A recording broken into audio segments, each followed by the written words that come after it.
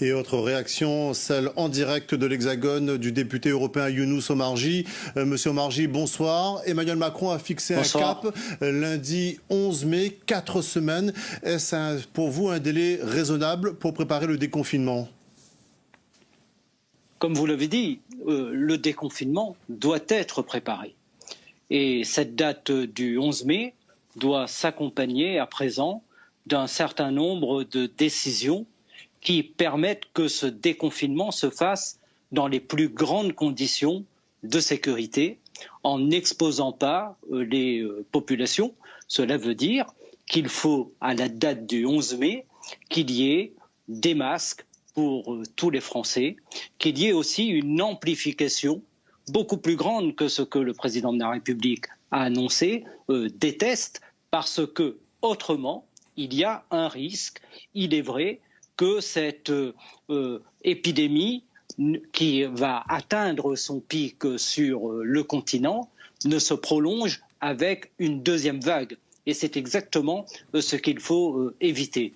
Après l'intervention du président de la République hier soir, il est vrai que ce matin, il y a beaucoup plus de questions qui se posent que de réponses qui ont été précisément apportées. Justement, Younous Omarjee, vous-même, vous avez entendu des parents qui pestent contre une réouverture progressive des établissements scolaires à partir du 11 mai.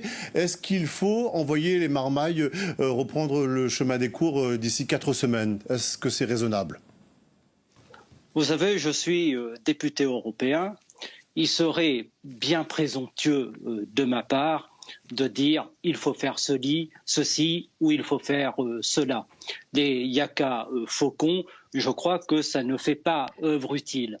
En revanche, notre responsabilité en tant que parlementaire, c'est de poser un certain nombre de questions là où nous percevons un certain nombre de risques. Ce que je veux dire tout de même, c'est que le Covid-19 bouscule nos vies personnelles et représente un basculement sans précédent pour le monde, avec des conséquences qui seront multiples, parce que la crise, elle est sanitaire.